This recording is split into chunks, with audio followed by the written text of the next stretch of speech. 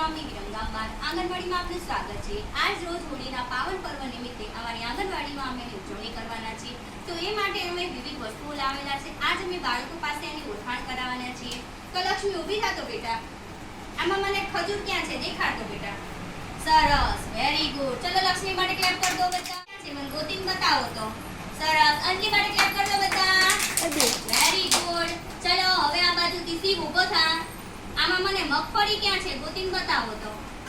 વાહ ભાઈ વાહ, વેરી ગુડ। ચલો એના માટે ક્લેપ કરી દો। સરસ, ચલો દિયા આ ઊભી થા બેટા દેવાંશી, મને એમાંથી સીંગ ક્યાં છે ગોતીને બતાવો તો। સરસ, શાબાશ। અને તમે જાઓ વૃષાલી બેટા, દાળિયા ક્યાં છે ગોતીને બતાવો। સરસ, વેરી ગુડ, શાબાશ। તો બધા સરસ એક ક્લેપ કરી દો।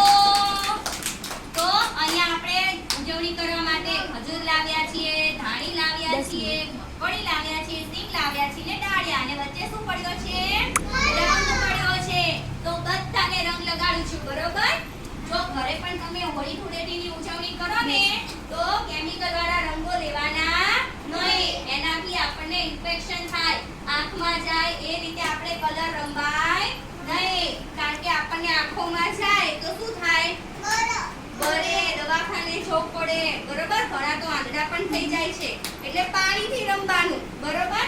ચલો આપણે બધા હોળી રમીશું। હેપી હોલી।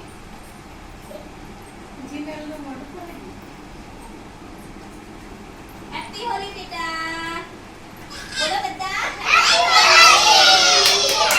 હોલી। ક્લેપ કરો બેટા। ચલો એક સરસ ક્લેપ કર દો બધા।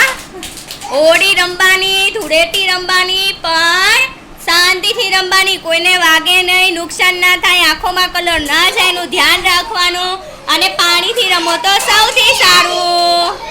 હેપી હોલી।